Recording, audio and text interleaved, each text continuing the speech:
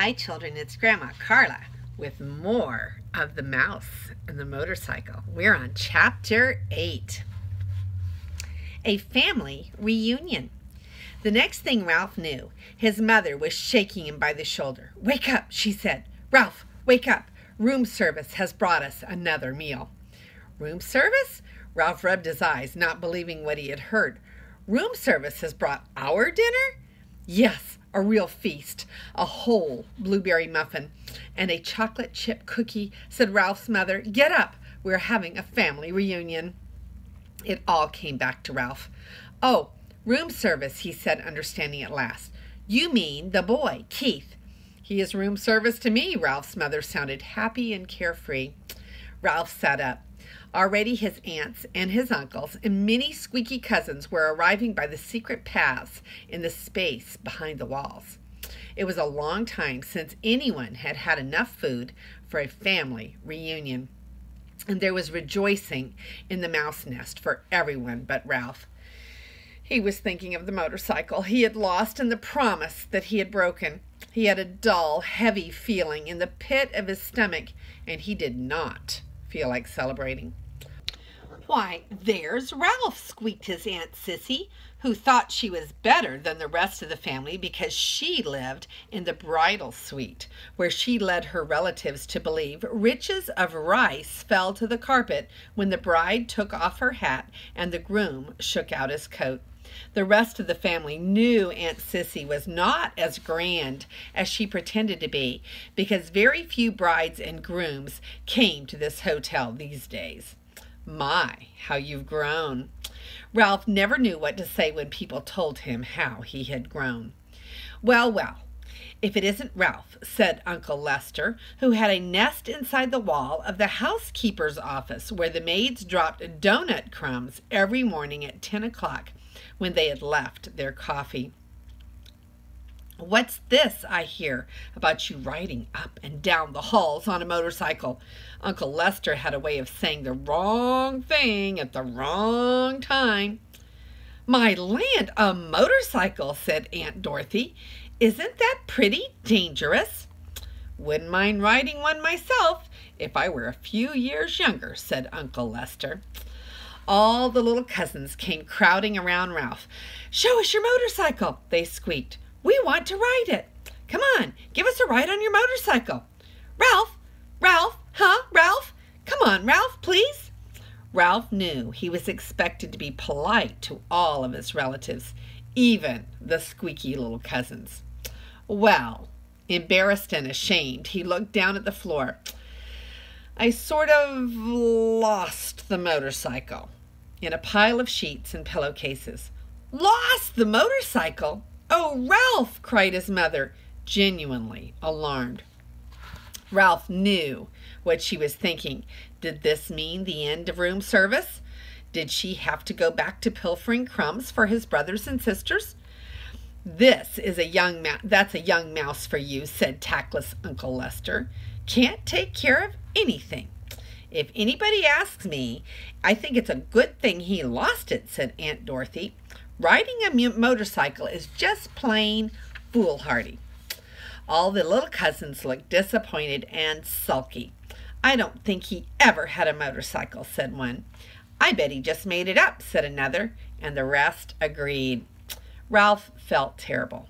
The family reunion swirled on around him. The muffin and the cookie were divided. Cousins fought over the blueberries.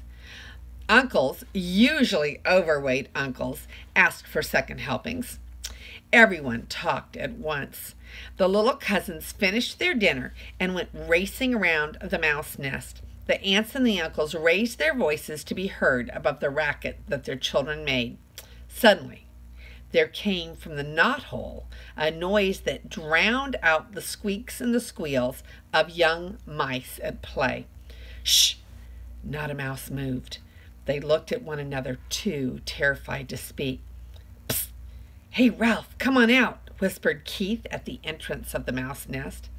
Ralph's mother gave him a little shove, but no one spoke. With heavy feet, Ralph walked to the knothole, but he did not go out into room 215. "What do you want?" he asked. You and your family better be quiet in there or my mother will hear you. You know how she is about mice, Keith said. I don't know why people say things are as quiet as mice. You sound like a pretty noisy bunch to me. Behind Ralph, his relatives began to tiptoe quietly away to their own homes, leaving his mother to do all of the cleaning up. Did you have a nice picnic? Ralph asked, dreading what he must tell the boy. Yes, we saw an old mining town with a real jail with bars on the windows. Keith reached into his pocket and pulled out something curved and hard and white, with a rubber band fastened to it and a piece of Scotch tape. I brought you a present, he said. Come on out. Puzzled and curious, Ralph squeezed through the knothole. What is it? He asked. Whatever the object was, he had never seen anything like it. Half a ping-pong ball I found down in the game room, said Keith. See, I padded the inside with thistledown and anchored the rubber band to the top with Scotch tape. What for? Ralph did not understand. A crash helmet for you. Keith set the half ping-pong ball on Ralph's head and slipped the rubber band carefully around his whiskers until it rested under his chin. There, that's just right. You need it big so there would be plenty of room for your ears. When you ride a motorcycle, you need a crash helmet. Ralph peered at Keith from under his new crash helmet, which rested lightly on his head. He knew he looked every inch a motorcycle racer, but never in his whole life had he felt so ashamed. He longed to crawl off into his hole and never face Keith again, but his conscience, which until now he did not know he had, would not let him. There was nothing to do but stand there in his fine new crash helmet and confess. You might as well know, he told Keith. I lost the motorcycle. Lost the motorcycle? Keith, who had been kneeling, sat back on his heels. But how?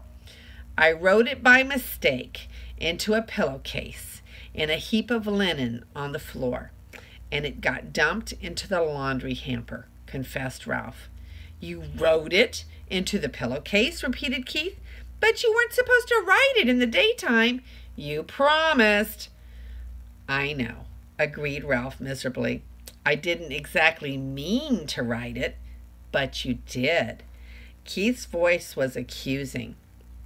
Well, you see, the maid was vacuuming under the bed, and I, began Ralph, and he stopped. Oh, what's the use? I wrote it, and I lost it, and it's probably gone to the laundry by now, and I'm sorry. The boy and the mouse were silent. Both were thinking about the little motorcycle with its clean lines and pair of shining chromium exhaust pipes.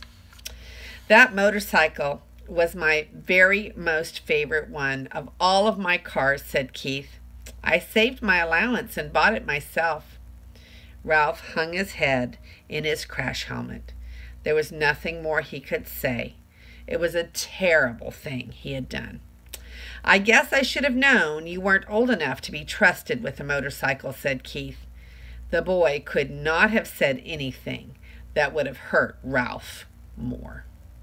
That is the end of Chapter 8 of The Mouse and the Motorcycle.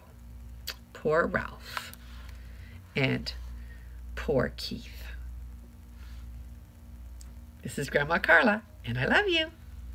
So here are the pictures from Chapter 8. You see, there's the knothole with all of the little mice, and oh, how messy it is. And they're getting more room service. And there they are, all together. All of the squeaky cousins. Lots of mice. And here is Keith talking to Ralph. They were kind of making up and being friends again after Ralph lost the motorcycle. And that was the end of Chapter 8. And next time we will do Chapter 9.